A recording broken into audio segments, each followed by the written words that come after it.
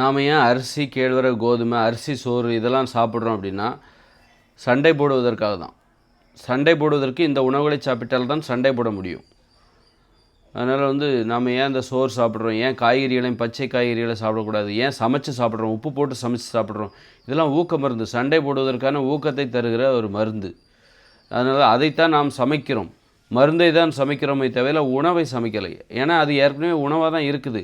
பச்சையாக இருக்கும்போது தான் அது உணவு. அதை சமைத்து விட்டால் அது மருந்து, ஊக்க மருந்து. தினமும் நம்ம இட்லி, பூரி, பொங்கல் பேருங்கிற பேரில் ஊக்க மருந்தை சமைக்கிறோம். எத்தகைய ஊக்க மருந்து அப்படின்னா, எதற்காக அந்த ஊக்க மருந்து என்றால் சண்டை போடுவதற்காக. இன்றைக்கி மனிதர்களுக்கு எதிரிகளாக மாறிவிட்டார்கள். கடந்த காலங்களில் பார்த்திங்கன்னா போர்லாம் நடந்துகிட்டு இருந்தது. போர் மட்டும் மனிதர்களுக்கு இருக்கிற ஆபத்து மட்டும் கிடையாது. அவங்க வெளியே இப்போ வேறு நாட்டிலேருந்து வராங்க அப்படின்னா, சண்டைக்கு போரிட வர்றாங்க அப்படின்னா, நம்ம அவங்களோட சண்டை போடும்போது நம்மளை அவங்க அடித்து வீழ்த்தி நம்மளை கொலை பண்ணிடுவாங்க. அப்போது சண்டை போடுவது தான் கடந்த காலங்களில் பாதுகாப்பாக இருந்தது. சண்டை போடக்கூடாது என்பது ஒரு ஒரு நல்ல ஒரு பண்பாக இருந்தாலும், சண்டை போடுவது தான் நமக்கு கடந்த காலங்களில் பாதுகாப்பாக இருந்தது. சண்டை போட்டால் தான் நீ வாழவே முடியும். அதற்கேற்ற உணவுகள் எது?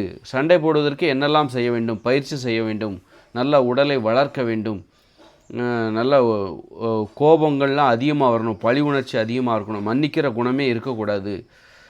அதற்கு நம்ம என்ன பண்ணணும் அப்படின்னா, அழிவுகளை பற்றி பயப்படக்கூடாது, ஆரோக்கியத்தை பற்றிலாம் அவனுக்கு அக்கறையாக இருக்கக்கூடாது, சாவு வந்தாலும் எதிர்கொள்ள வேண்டும். அதற்கு தான் இந்த அரிசி, கேழ்வரகு, கோதுமை இதை சாப்பிட்டால், உப்பு கலந்த உணவுகளை சாப்பிட்டால், மாமிசமெல்லாம் சாப்பிட்டால் நல்லா சண்டை போடுவ நீ சண்டை போடுவ. அதனால் நம்ம பாதுகாப்பாக வாழலாம்.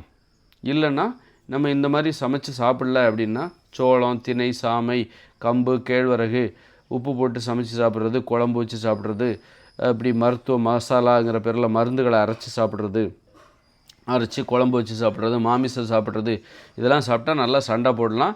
அப்போ நம்மை கொல்ல வருகிற மனிதர்களோடு சண்டையிட்டு நம்மை பாதுகாத்து கொள்ளலாம்.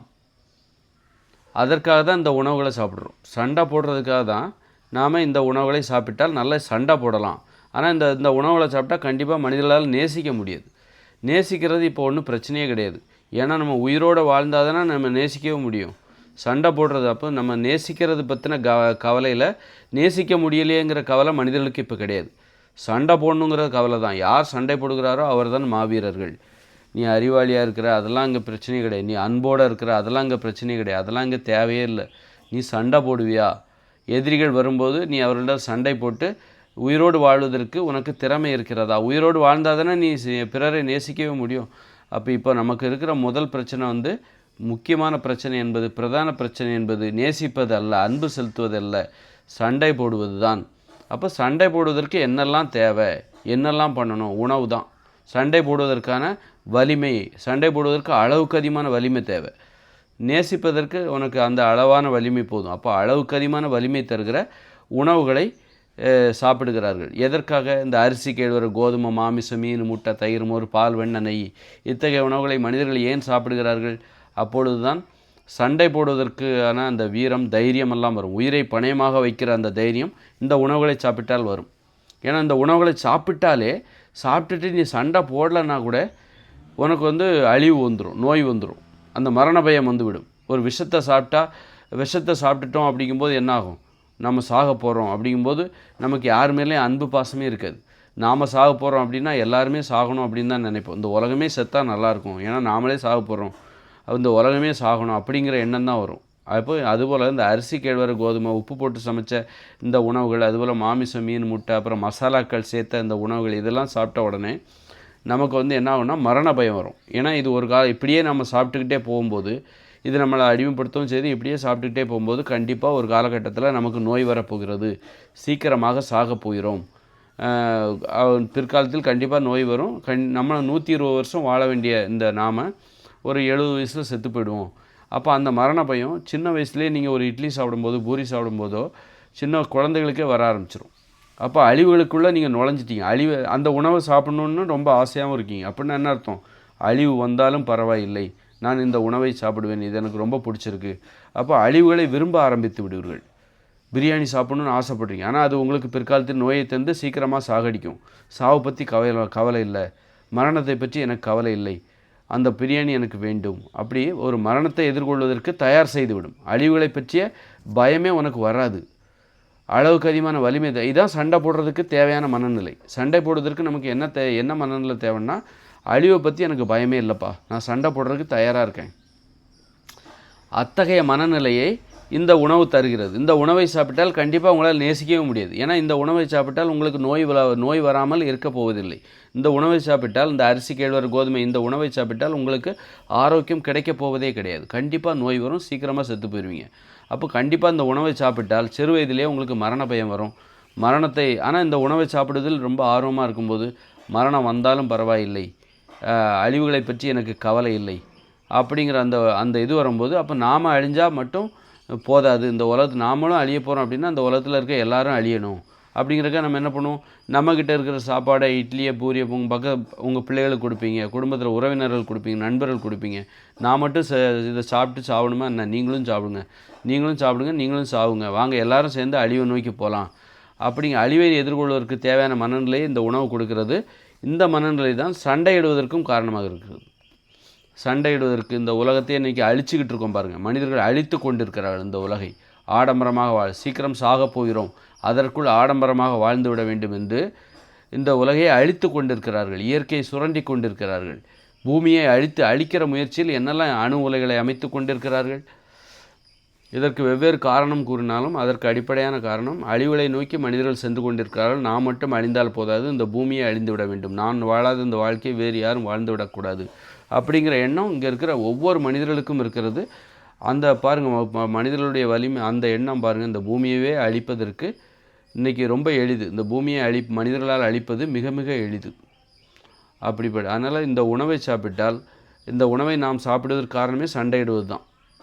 இந்த உணவுகளை சாப்பிட்டதால் மனிதர்கள் ஒருவருக்கொரு சண்டையிட ஆரம்பித்து விட்டார்கள். அப்போ இந்த சண்டையிடுகிற மனிதர்களிடமிருந்து நாம் நம்மை பாதுகாத்து கொள்ள வேண்டுமென்றால் இந்த உணவைத்தான் சாப்பிட வேண்டும். இந்த உணவை சாப்பிட்டால்தான் நாமும் சண்டை போட்டு நம்மை பாதுகாக்க முடியும் அப்படிங்கிற அந்த நிலைமை.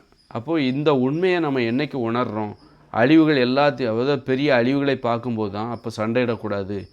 நம்ம இந்த சண்டையிடுதலுடைய விளைவு என்னவாகும், கடைசியில் மனிதர்கள் யாருமே இருக்க மாட்டாங்க, எல்லாருமே செத்து போயிடுவாங்க. இன்றைக்கி அணு உலை, அணுகுண்டு, ஹிரோஷிமா, நாகசாகி, ஜப்பான் அணுகுண்டு இதெல்லாம் பார்க்கும்போது நாம் அழிவுகளின் ஒரு கொடூரத்தை நம்ம பார்த்துட்டோம். இனிமேல் நம்ம நம்ம அழிவை நோக்கி தான் போகிறோங்கிறது நமக்கு தெரிஞ்சு போச்சு. ஒரு பூமியவே அழிக்கக்கூடிய அளவுக்கு நம்மக்கிட்ட அணு உலைகள், அணுகுண்டுகள் எல்லாமே இருக்குது. பூமியை சிதறடிக்க செய்யலாம், என்ன பூமியவே உருக்குலையை செஞ்சிடலாம், அழிச்சிடலாம். அந்த அளவுக்கு நம்மக்கிட்ட அணு ஆயுதங்கள் இருக்குது. ஆனால் இதோட நாம் இன்றைக்கி போயிட்டுருக்க மாதிரி போயிட்டுனா கண்டிப்பாக அழிவு தான் ஏற்படும். இப்போ அழிவை நோக்கி போகாமல் இருக்கிறதுக்கு நம்ம தடுக்க வேண்டும், கட்டுப்படுத்த வேண்டும். எது அழிவு, ஏன் நம்ம அழிவை நோக்கி போகிறோம், அதை ஆராய்ச்சி செய்யும்போது அதற்கான உண்மைகளை தான் நான் உங்களுக்கு சொல்லிகிட்டு இருக்கேன். ஏன் மனிதர்கள் அழிவை நோக்கி செல்கிறார்கள், இதுக்கு இறுதியாக அழிவை நோக்கி தான் போகுது. எதனால் அழிவை நோக்கி போகிறாங்க, அழிவை நோக்கி நாம் போகிறதுக்கு என்ன காரணம், நம்ம ஏற்கனவே அழிவை நோக்கி போனோம், இப்போ அழிவை நோக்கி போகிறதுக்கு என்ன காரணங்கிறது, அதுக்கு இந்த உணவுகள் தான் காரணம். இந்த உணவை மாற்றினால் அழிவை நோக்கி செல்கிற இந்த மனித பயணத்தை தடுத்து நிறுத்தி விடலாம், நாம் பாதுகாக்கப்படலாம். மனித இனத்தை பாதுகாக்க வேண்டுமென்றால் உணவை மாற்ற வேண்டும். தப்பான உணவை சாப்பிடுகிறோம், நம்மை சாகடிக்கிற நோய்களை தந்து நம்மை சாகடிக்கிற உணவுகளை சாப்பிடுவதால் தான் நமக்கு அழிக்க வேண்டும் என்கிற உணர்வு வருகிறது. ஆரோக்கியத்தை தருகிற உணவுகளை நாம் சாப்பிட்டால் அழிவை நோக்கி செல்கிற மனித பயணம் தடுத்து நிறுத்தப்படும். அப்புறம் நாம் ஏன் இதெல்லாம் செய்கிறோம், நாமெல்லாம் மனிதர்கள், மனம் எனும் நோயால் பாதிக்கப்பட்டவர்கள். ஏன் மனம்ங்கிற நோய் நமக்கு வந்தது, காடுகளில் பிற உயிரினங்களால் உணவு வேட்டை, அந்த உணவு சங்கிலியால் ஏற்பட்ட ஒரு பயம், மரண பயம்தான் அந்த மனம்ங்கிற நோய்க்கு காரணம். காடுகளில் வாழ்ந்து கொண்டிருந்த குரங்குகளுக்கு சிங்கம், புலி, சிறுத்தைகள் வேட்டையாடப்படுவதால் ஏற்பட்ட மரண பயம்தான் மனம் என்கிற நோய் ஏற்படுவதற்கு காரணம். அந்த மனம் என்கிற நோய் தான் நம்ம மனிதர்களாக மாறியதற்கு காரணம். அந்த மாற்றம் இப்பொழுது தான் முழுமையடைகிறது. இப்பொழுது தான் மனிதர்களாக நாம் முழுமையடைந்துள்ளோம். அப்படி முழுமையடைந்த முதல் மனிதன் தான் நான். அதனால தான் எனக்கு எல்லா உண்மையும் தெரியுது. அதாவது மனிதர்களாக இப்போ தான் மனிதர்கள் முழுமையடைகிறார்கள், முழுவதுமாக நிமிர்ந்து நிற்கிறார்கள். அப்போ இதற்கு முன்னாடியெல்லாம் நிமிர்ந்து இல்லையா, உணர்வால் நிமிர வேண்டும். வெறும் உடலால் மட்டுமல்ல, உணர்வால் நிமிர வேண்டும், அறிவால் நிமிர வேண்டும். அறிவில் ஒரு முழுமை இருக்கிறது. மனிதர்கள் யார், என்ன, எங்கேருந்து வந்தாங்க, இப்படி இந்த காரணங்களை முழுமையாக இப்பொழுதுதான் முழுமையாக அவர்கள் நிமிரும் பொழுது தான் முழுமையான உண்மைகளை தெரிந்து கொள்கிறார்கள். மனிதர்களுடைய நோக்கம் என்ன, எதற்கு, அப்படி எல்லா உண்மைகளையும் நான் ஏன் சொல்கிறேன் அப்படின்னா, மனிதராக முழுமையடைந்த அந்த முதல் மனிதன் நான் தான். இனிமேல் பிறக்கிற குழந்தைகள், இந்த பூமியில் பிறக்கிற அத்தனை குழந்தைகளும் மனிதராக முழுமையடைந்தவர்களாக இருப்பார்கள். அவர்களுக்கும் மற்றவர்களுக்கும் உள்ள வேறுபாடு என்ன? எனக்கும் இன்றைக்கி இந்த உலகத்தில் இருக்கிற மற்றவர்களுக்கும் இருக்கிற வேறுபாடு என்ன என்றால், உங்களுக்கெல்லாம் மனசில் எண்ணங்கள், கனவுகள், யோசனைகள் வந்து கொண்டே இருக்கும், இடைவிடாமல் வந்து கொண்டே இருக்கும். அதை தடுத்து நிறுத்துறதுக்காக தான் நீங்கள் தியானம் பண்ணுறீங்க. எனக்கெல்லாம் அந்த மாதிரி வராது. எனக்கு அந்த மாதிரி வந்துக்கிட்டு இருந்தது. எப்போ 2006 வரைக்கும் எனக்கு உங்களை போல தான் எண்ணங்கள், கனவுகள் எல்லாம் வேகமாக வந்துக்கிட்டே இருந்தது. ரொம்ப வேகமாக அதில் நிறைய கோபம் இருந்தது, நிறைய வேகம் இருந்தது, பழி உணர்ச்சி இருந்தது, ஒரு அமைதி எனக்கு கண்டிப்பாக தேவைங்கிற அளவுக்கு இருந்தது. அப்போ தான் இந்த எண்ணங்களே ஏன் எண்ணங்கள் வந்து கொண்டே இருக்கிறது, எண்ணங்களே இல்லாமல் இருக்க முடியாதா அப்படிங்கிற அந்த ஆராய்ச்சியில் நான் ஈடுபடும்போது தான் எனக்கு அந்த இடைவெளி ஏற்பட்டது, எண்ணங்களில் இடைவெளி ஏற்பட்டது. அதாவது மனம் என்பது நமக்கு தேவை. மனம் என்கிற நோய் என்பது அதுதான் நாம் மனிதராக மாறியதற்கு காரணம். அப்படி இருக்கும்போது நமக்கு மனம் என்பது நமக்கு தேவை. அதே நேரத்தில் அது வந்து கொண்டே இருக்க வேண்டும் என்கிற அவசியம் இல்லை. எண்ணங்கள், கனவுகள், யோசனைகள் வந்து கொண்டே இருக்க வேண்டும் என்கிற அவசியம் இல்லை. அது நமக்கு தேவையான அளவு வந்தால் போதும். மிக சொற்பமாக இப்போ உங்களுக்கெல்லாம் 24 நீங்கள் முழிச்சுக்கிட்டு இருக்கீங்க அப்படின்னா 24 மணி நேரமும் அது வந்துக்கிட்டே இருக்கும். ஆனால் நான் முழிச்சுக்கிட்டு இருக்கேன்னு வைங்க, 24 மணி நேரம் முழிச்சுட்டு இருக்கும்போது எனக்கு எவ்வளோ எண்ணங்கள் வரும் அப்படின்னா, வெறும் ஒரு நாளைக்கு அந்த 24 மணி நேரத்தில் ஒரு மணி நேரம் இல்லை 1.5 மணி நேரம் தான் எண்ணங்கள், கனவுகள், யோசனைகள், கற்பனைகள்லாம் வரும். மற்ற நேரம்லாம் வெற்றிடமாக இருக்கும், காலியாக இருக்கும், அங்கே எதுவுமே இருக்காது. எப்போவாவது ஒரு வாட்டி எண்ணங்கள் வரும், எப்போவாவது ஒரு வாட்டி திரும்ப வெற்றிடம், திரும்பவும் ஒரு கனவுகள் வரும், எல்லாத ஒரு கற்பனை வரும், கொஞ்ச நேரம் கழித்து ஒரு சிந்தனை வரும், மற்ற நேரம்லாம் வெற்றிடமாக இருக்கும். அப்போ அதுதான் எதிர்காலத்தில் நாம் மனிதர்கள் மென்மையானவர்களாக மாறப்போகிறார்கள். இன்றைக்கி மனிதர்கள் இவ்வளோ ஆற்றல் படைத்தவர்களாக இருக்கிறார்கள், வன்முறை உணர்ச்சி நிறைந்தவர்களாக இருக்கிறார்கள், கடின உழைப்பாளிகளாக இருக்கிறார்கள், தொடர்ச்சியாக உழைத்து கொண்டே இருக்கிறார்கள். அவர்களை கட்டுப்படுத்தவே முடியும். காரணம் அவங்க மனசு அப்படி செயல்படுகிறது. மனிதர்களின் மனது தொடர்ச்சியாக உழைத்து கொண்டே இருக்கிறது. கோபமாக, பழி உணர்ச்சியோடு, கேள்விகளோடு, பதில்களை தேடிக்கொண்டு, குழப்பத்தோடு மனம் ஓடிக்கொண்டே இருக்கிறது. அப்போ அந்த குழப்பங்களுக்கு எனக்கு விடை கிடைக்கிறது, எனக்கு தெளிவு பிறக்கிறது. அப்பொழுது தேவையில்லாத எண்ணங்கள் எல்லாம் நின்று போய்விடுகிறது. தேவையில்லாத கற்பனைகள், தேவையில்லாத சிந்தனைகள், தேவையில்லாத குழப்பங்கள், தேவையில்லாத எண்ணங்கள் எல்லாம் நின்று போய் இன்றைக்கி ஒரு நாளைக்கு பார்த்திங்கன்னா எனக்கு 1 மணி நேரம் இல்லை 1.5 மணி நேரம்லாம் அதிகம். 1 மணி நேரம் தான் அப்பப்போ எண்ணங்கள், கனவுகள் வந்து போகும், அவ்வளோதான். மற்ற நேரம்லாம் வெற்றிடமாக இருக்கும். இது ஆராய்ச்சியின் மூலமாக தான் எனக்கு ஏற்பட்டுச்சு. யாரோ கடவுள் அருள் அப்படி கிடையாது. முறையான ஆராய்ச்சியின் மூலமாக தான் இந்த நிலை எனக்கு எட்டியது. இந்த நிலை தான் இனிமேல் பிறக்கிற குழந்தைகளுக்கு வரப்போகுது. அதாவது இந்த மனிதர்களின் முதல் மனிதன், மனித நிலையில் முழுமையடைந்த அந்த முதல் மனிதன் நான் தான். அதனால் இது ஒரு அறிவியல் பூர்வமான ஒரு நிகழ்வு. இந்த உண்மையை இந்த உண்மையை இந்த மனிதர்கள் உணர்ந்தாங்கன்னா அப்போது எவ்வளோ பெரிய அதிசயம் பாருங்கள். அந்த அதிசயத்தை உணரணும் மனிதர்கள். இன்றைக்கி மூட நம்பிக்கையில் மனிதர்கள் இருக்கிறாங்க. இதற்கு இன்றைக்கி மூட நம்பிக்கை ஒரு அதிசயம் சார்ந்த ஒரு தேடல். இயேசு அந்த அதிசயத்தை பண்ணார், கடவுள் இந்த அதிசயத்தை பண்ணார் அப்படிங்கும்போது இந்த மனிதர்களுடைய இந்த நிகழ்வே ஒரு அதிசயம்தான். மனிதர்கள் இன்றைக்கி முழுமையடைகிறார்கள். அந்த முதல் மனிதனாக ஒரு அதிசயத்தின் பிம்பமாக நான் உங்கள் முன்னாடி நான் இருக்கிறேன். இது அறிவியல் பூர்வமான ஒரு அதிசயம். மனிதர்களின் இனிமேல் மனிதர்கள் மென்மையானவர்களாக இருப்பார்கள், எளிமை. ஏனென்றால் மனம் என்பது அவர்களுக்கு இனிமேல் தொடர்ச்சியாக செயல்படாது, வந்து கொண்டே இருக்காது. எண்ணங்கள், கற்பனைகள், செயல்பாடுகள், சிந்தனைகள் எல்லாம் வந்து கொண்டே இருக்காது. அதனால் அவ்வப்போது வந்து கொண்டு இருக்கும், அவ்வளோதான். எண்ணங்கள் என்பது அவ்வப்போது வரும், மற்ற நேரம்லாம் வெற்றிடமாக. அதனால் இனிமேல் மனிதர்களால் கடினமாக உழைக்க முடியாது, முரட்டுத்தனமாக உழைக்க முடியாது, பழி உணர்ச்சியோடு உழைக்க முடியாது. மனிதர்கள் எளிமையானவர்களாக மாறிவிடும். அதனால் இந்த இயந்திர அறிவியல் உலகத்தை அடுத்தடுத்த கட்டத்துக்கு ஒரு நாள் கொண்டு போக முடியாது. இந்த இயந்திர அறிவியல் உலகமே ஃபெயிலியர் ஆக போகுது, செயலிழக்க போகுது. இந்த இயந்திர அறிவியல் உலகத்தை காக்க வேண்டுமென்றால், காப்பாற்ற வேண்டுமென்றால் நமக்கு தொடர்ச்சியாக உழைக்கணும். பழி உணர்ச்சி தேவை, கோபம் தேவை, குழப்பங்கள் தேவை. இப்போ தான் குழப்பமே தீர்ந்து போச்சே. மனிதனுடைய நோக்கம் என்னது? மகிழ்ச்சியாக வாழ்வதுதான். மகிழ்ச்சியாக வாழ வேண்டுமென்றால் பாதுகாப்பாக வாழ வேண்டும். ஏன் பாதுகாப்பாக வாழ முடியவில்லை? ஏன் சண்டையிட்டுக் கொள்கிறோம்? ஏன் அழிவை நோக்கி செல்கிறோம்? அதற்கு உணவு தான் காரணம். அளவுக்கு அதிகமான வலிமை தருகிற அந்த ஊக்க மருந்து தான் காரணம். அதை சாப்பிடுவதை நீங்கள் நிறுத்திவிட்டால், காய்கறிகளையும் பழங்களையும் சாப்பிட்றீங்க, பச்சையாக சாப்பிடணும், உப்பு சேர்க்காமல். எதை பச்சையாக சாப்பிட முடியாது அதை மட்டும் தான் வேக வச்சு சாப்பிடணும். மாமிசத்தை சாப்பிடக்கூடாது. மீன், முட்டை, தயிர், மோர், பால், வெண்ணெய், நெய், தேன் இதெல்லாம் மனிதர்களின் உணவு கிடையாது. இந்த உணவில் நமக்கு ஏற்பட்ட இந்த தெளிவு நம்மை மென்மையானவர்களாக மாற்றிவிடும். எதிர்காலத்தில் மனிதர்கள் நோயாளிகளாக இருக்க மாட்டார்கள், நோய்கள் அழிந்துவிடும். இந்த உணவு மூலமாகவே நோய்கள் அழிந்துவிடும். உணவு கட்டுப்பாடு தான் நோய்களை குணப்படுத்தும். மருத்துவம் என்பது நோயை கட்டுப்படுத்துமே, இது கட்டுப்பாட்டிற்குள் வைத்துக்குமே தவிர மருத்துவம் என்பது நோயை குணப்படுத்தாது. உணவு கட்டுப்பாடு தான் நோய்களை ஒழிக்கும்.